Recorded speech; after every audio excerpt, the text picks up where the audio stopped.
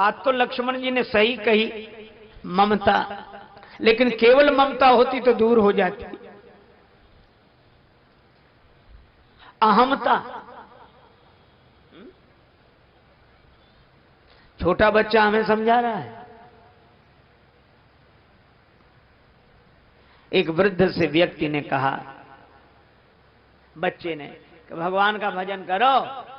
तो वृद्ध क्या बोला, कलयुग आ गया है, कौन कलि के गुण गावे रे, छोकरा ज्ञान सिखावे रे। बेटे ने कहा, कानों से भगवान की कथा सुनो, इन कानन से सुनो अब कृष्ण कथा दिन रात। वृद्ध क्या बोला, जो सुन तो गांव में छिपके, सबकी सुन तो बात, बने बहरा पछतावे रे। कथा सुनो, बोले अगर सुनाई पड़ता तो गांव भर की बातें ना सुनते।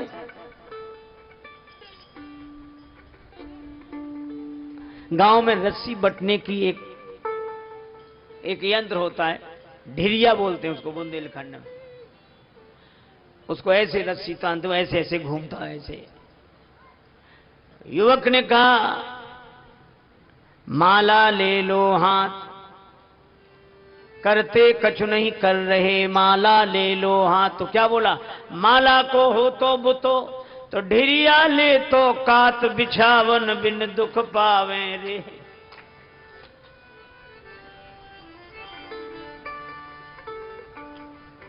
इन नैनन सूझे नहीं, करो राम का ध्यान।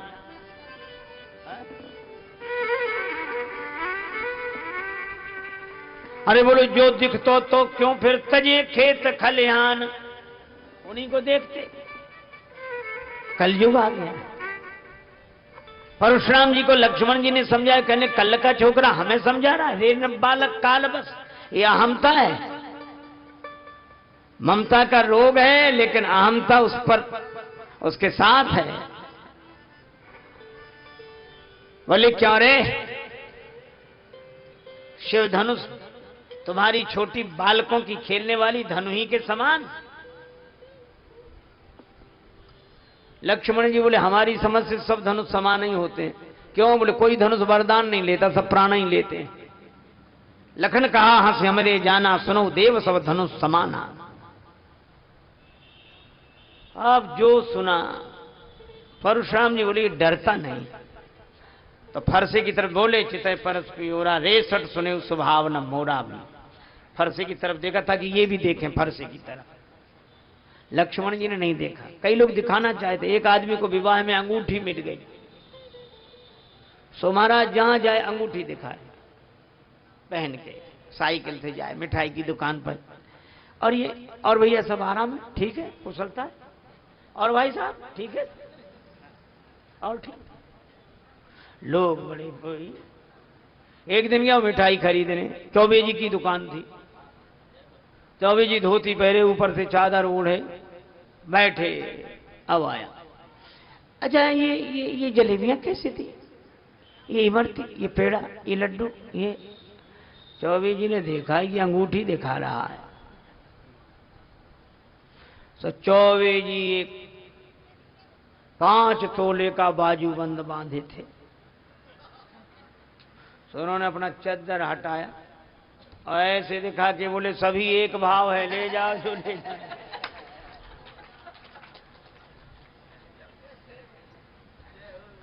परशुराम जी फरसे की तरफ दिखाना चाहते लक्ष्मण जी को, लक्ष्मण जी ने देखा ही नहीं। तब बोले, परस विलोक महीप कुमारा, मेरा फरसा देख। लक्ष्मण जी बोले, जब से आए हो तब से फरसा ही तो दिखा रहे हो, और ये गनीमत है कि हमने फरसा नहीं देखा। फरसा देखते तो युद्ध हो ही जाता। मैं फरसा नहीं देख रहा हूं। मैं जानते हो क्यों शांत हूं? क्यों? क्योंकि भृगुसुत समुझ जनेऊ बिलोकी, मैं आपका यज्ञोपवीत देख रहा हूं।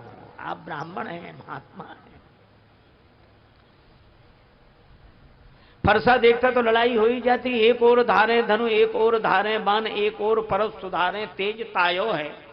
एक और शूल, एक और लौह वर्म झूल, एक और तोमर त्रिशूल लटकायो है। बिंदु कवि धन्य भृगुवंशज मुनीष, तुम्हें संत वेश में विचित्र रूपक लखायो है। और मैंने जान्यो को कुशल कारीगर है, जनकपुरी में शस्त्र बेचवे को आयो है। हमने समझा कोई बहुत बढ़िया कारीगर है जनकपुर में। आप तो परशुराम जी आप जनि देव दोष मोहि ढोगु, कटुवादी बालक बद जोगु, और हाय और जो आप तो। लक्ष्मण जी बोले हाँ काटो माता पिता का तो सिर, माता का सिर काट के पिता के ऋण से उर्ण हुए, अब गुरु का ऋण रह गया तो हमारा सिर काट के पूरा कर ले। लेकिन तब रघुवंशी वीर नहीं मिले होंगे तुम्हें। अब तो परशुराम जी और राम जी ने तुरंत लक्ष्मण जी को देखा। सुनी लक्ष्मण बेहसे बहुल नयन तरे रे राम। राम लेकिन धन्य है लक्ष्मण जी जैसा कोई नहीं। देखो आप बल्ब का बटन दबाओ बल्ब जल जाता है, ऑफ करो बुझ जाता है, लेकिन पंखा आप बटन ऑफ भी कर दो तो भी पंखा 10-20 चक्कर लगाए बिना रुक ही नहीं सकते।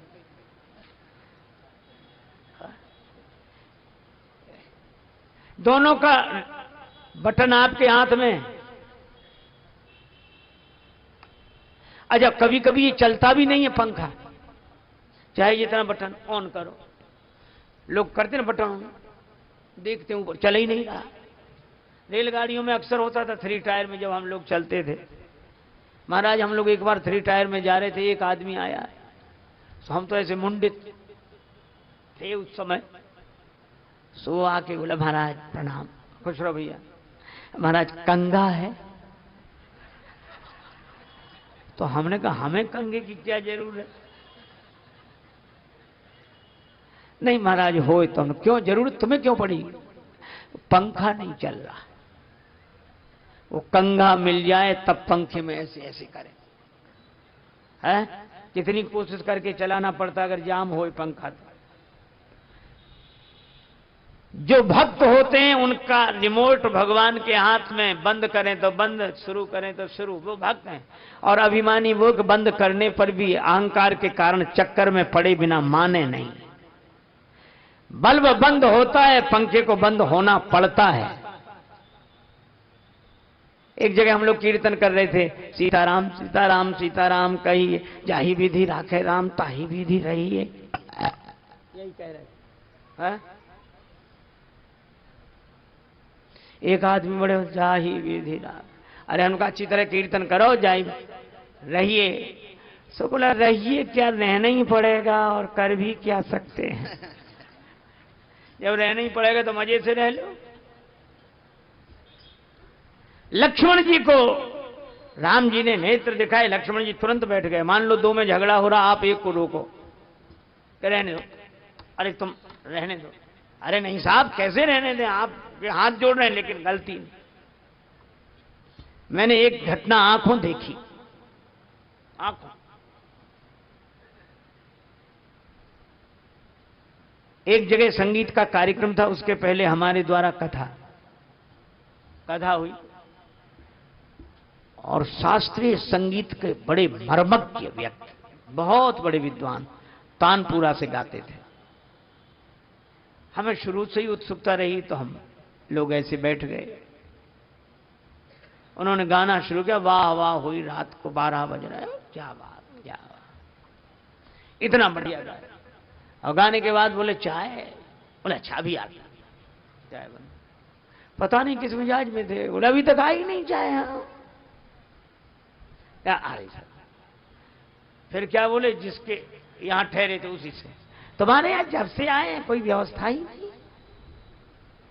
और उसको भला बुरा वो ऐसी बातें करने लगी जैसे कभी जानते ही ना हो, सबके बीच में, गांव भर शहर भर सुन रहा है। तो उनको भी खराब लगा जिनमें। तो उन्होंने कहा कि नहीं आप ये गलत कह रहे हैं, चाय अभी आ गई आप। बोले नहीं नहीं नहीं। तो उन्होंने कहा कि नहीं ये बात गलत है। तो उनके गुरु बैठे थे वहीं, तो गुरु ने धीरे से कहा कि तुम चुप रहो। उनसे कहा कि तुम चुप रहो। तो तुरंत बोले तुम चुप रहो। तो उन्होंने कहा नहीं सर ये गलत बोल रहे हैं। मैंने खुद सुना, गुरुजी ने केवल एक बात कही, नहीं और सर एक साथ, नहीं और सर एक साथ, या तो सर मत कहो या नहीं मत कहो।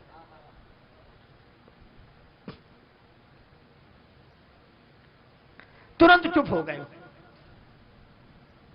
लक्ष्मण जी के साथ यही है, नहीं और सर एक साथ नहीं, और क्रोध में भिड़ रहे हैं, कोई मना कराए कैसे, और कई बार अगर पकड़ो भी तो आदमी ज्यादा ताकत लगाता, छोड़ दो तो उतनी नहीं लगाएगा, और आज इसे छोड़ूंगा नहीं, और अब तुम छोड़ दो, और तुम छोड़ दो नहीं तो तुम्हें नहीं छोड़ूंगा। लक्ष्मण जी नयन तरेरे राम, तुरंत जैसे कोई क्रोध ही ना हो। गुरु समीप गवने सकुच परिहर बानी बाम, यह है मर्यादा। राम जी ने हाथ जोड़े, महाराज आप क्रोध शांत करें। परशुराम जी बोले कैसे क्रोध शांत होगा, राम तोर भ्राता बड़ पापी, अगर ये फरसा नहीं चला तो। बोले अगर फरसा चलने से ही क्रोध शांत होता हो तो मेरा सिर झुका है, चलाइए फरसा। कर कुठार आगे यह शीशा। अब परशुराम जी ने फरसा उठाया तो फरसा चले ही नहीं। कैसे चले फरसा, हाथ चले तब तो फरसा चले। अच्छा हम लोग कितने खुश होते हैं, कई बार कहते उनकी चिंता मत करो, वो तो हमारे हाथ में। अक्सर लोग कहते भैया उनको देख लेना, वो अरे हमारे हाथ में, वो हमारे हाथ में। हम लोग बहुत खुश होते हैं हमारे हाथ में, लेकिन हमारे हाथ में ठीक है, आपके हाथ में भगवान करे सब कुछ रहे, लेकिन ये बताओ आपका हाथ आपके हाथ में है। एक आदमी से किसी ने कहा कि दान दो, बड़ा सत्संग हो रहा है, बड़ा कार्यक्रम हो रहा है, महाराज का आश्रम बन रहा है और वृंदावन दो। सो बोले अब सब दे रहे हैं, हमारा देना कोई जरूरी है। अच्छा सब ऐसे ही सोचने लगे तो अरे कहा कि नहीं नहीं अपना अपना दान दिया अच्छा रहता है, दो। सो बोला अभी कौन मर रहे हैं जो दें, ये एक नया तर्क है, क्योंकि मरते ही समय दान दिया जाता है। तो उस समय के लिए काहे को बैठे हो, बोले इसलिए कि ताजा ताजा दान भगवान को भी याद रहेगा, इधर दिया उधर पहुंचे। अभी से दान दे दो, फाइल गड़बड़ा जाए, इधर का उधर हो जाए, हिसाब किताब ही ना रहे।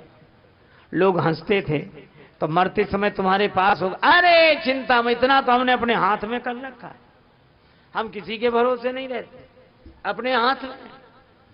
बुढ़ापा आया, अरे अभी कौन मर रहे हैं, और उस आदमी ने सामने वाली दीवार में गड्ढा करा के धन उसमें रख दिया, सीमेंटेड करा दिया कि जब दान दे रहे हो निकलवा के करा देंगे, हमारे हाथ में। पर भगवान की लीला, एक दिन वो ऐसा बीमार हुआ कि मुंह से बोल ना पावे, हाथ से लिख ना पावे, मुंह से बोल ना पावे। अब मित्रों ने कहा कि तुम्हारी ये दशा देखकर हमें बड़ा दुख होता है, लेकिन तुम कहते थे तुम्हारे हाथ में वो धन, बताओ कहाँ है। सो हाथ उठावे दीवाल की तरफ। मित्र कुछ समझ ना पावे। उसके बेटों को पता था, बेटे बड़े घाघ थे, उन्होंने सोचा बाप तो जा ही रहा है, धन और जाएगा। तो जब बेटों से पूछते कि पिताजी दीवाल की तरफ इशारा क्या करते हैं, बेटे बोले पिताजी कहते हैं कि देने के लिए धन बचा कहाँ, जो था सब इसमें लग गया, इसमें लग गया, इसमें। बोलो हाथ में तो है, लेकिन हाथ में नहीं है। घड़ी सबके हाथ में, पर घड़ी किसी के हाथ में नहीं है। घड़ी सबके हाथ में है, पर घड़ी किसी के हाथ में नहीं। एक महात्मा कहते थे, घड़ी घड़ी चली यह घड़ी कहती यही विनीत, मूर्ख तेरे जन्म की एक घड़ी गई बीत। घड़ी किसी के हाथ में नहीं है। अच्छा बोलो किस घड़ी क्या हो जाए, है हाथ में। हम समझते कि घड़ी हमारे हाथ में, और अगर ध्यान से देखो तो हमने घड़ी को नहीं बांध रखा है, घड़ी ने हमारा हाथ बांध रखा है। अब बोलो फरसा तो तब चले जब हाथ में फरसा, मेरे हाथ में फरसा तो हाथ तो चले। अच्छा देखो हमारी दो तरह की स्थितियां हैं। एक वो है जो हमारे हाथ में है, एक वो है जो हमारे हाथ में है, और एक वे हैं जिनके हाथ में हमारा हाथ है। और हमारे हाथ में जो है उधर जब हम देखते हैं तो मन अभिमान से भर जाता है, और हमारा हाथ जिसके हाथ में है उसका ध्यान करते हैं तो मन भगवान से भर जाता है। परशुराम जी का हाथ न चले, हाथ नहीं चलता है, छाती जल रही है,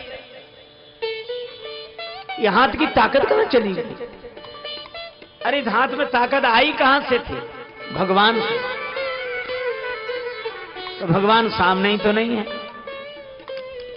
तब उन्हें लगा राम रमापति कर धनु लेऊ, राम रमापति कर धन लेऊ, है चहु मोर मिटे संदेहु, है चहु मोर मिटे संदेहु, है चहु मोर मिटे संदेहु।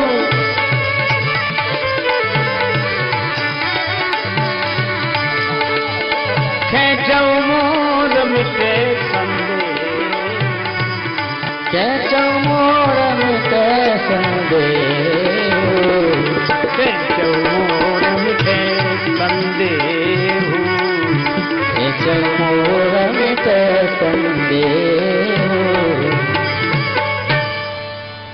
हे राम जी,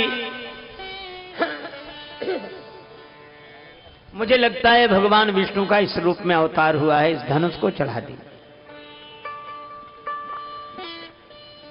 तो परशुराम जी ने धनुष को देने की इच्छा की, तब तक देत चाप आप ही चल गए, धनुष अपने आप गया। परशुराम जी को लगा कि मेरा हाथ चैतन्य ये चल नहीं रहा है, और धनुष जड़ ये अपने आप चल रहा है। हाथ में चेतना है, ये चल नहीं रहा है, धनुष अपने आप चल रहा है। लक्ष्मण जी बोले सामने देख लो कौन खड़े हैं। राम जी, इनकी विशेषता क्या है? जो चेतन कहाँ जड़ करई, जड़ ही करई चैतन्य, अस समर्थ रघुनाय कहीं भजे ही जीवते धन्य। ये जड़ को चैतन्य, चैतन्य को जड़ बना देने की क्षमता रखने वाले।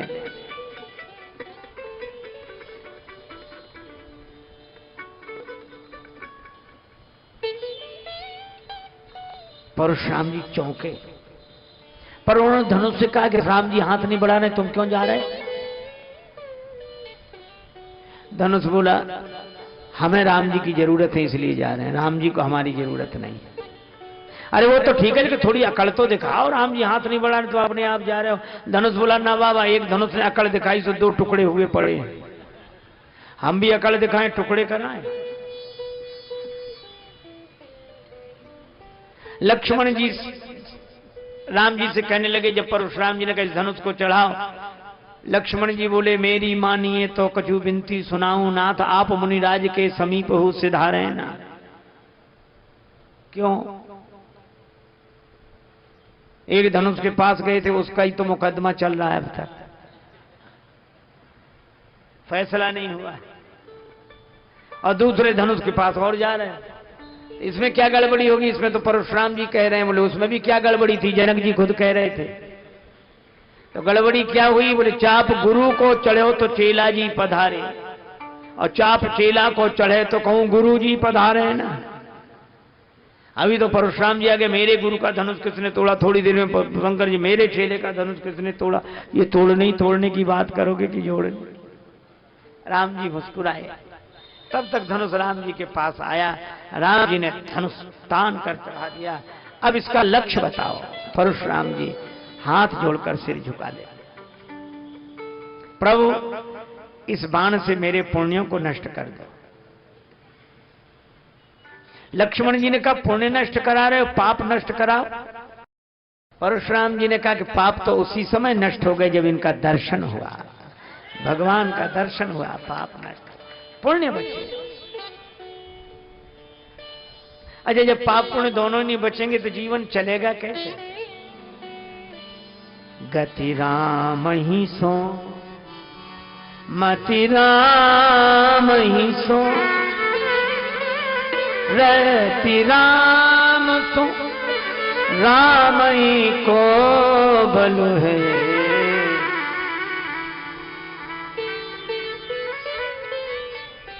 आपकी जेब में जो रुपया हो आप उसी से अपना खर्च चलाते हैं, और आपने किसी बड़े आदमी की जेब में अपना रुपया डाल दिया, दे दिया, तो फिर आपकी जेब से खर्चा नहीं चलेगा, फिर उसकी जेब से खर्चा चलेगा। इसी तरह अपने कर्मों को भगवान को सौंप देने वालों की व्यवस्था भगवान की ओर से होती है। दोनों भाइयों से क्षमा मांग रहे हैं। तो पर लक्ष्मण जी भी तो क्रोध में थे, इनसे काहे को क्षमा मांगे। देखो, डाकू और डॉक्टर की एक राशि होती है, पर एक राशि होने से कोई मतलब नहीं है।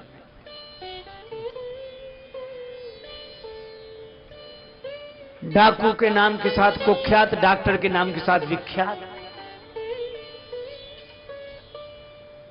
डॉक्टर को इनाम दिया जाता है, डाकू पर इनाम बोला जाता है। दोनों के हाथ में छुरी और दोनों चलाते हैं, लेकिन अंतर यही है कि डाकू जीवन नष्ट करने के लिए छुरी चलाता है और डॉक्टर जीवन बचाने के लिए छुरी चलाता है।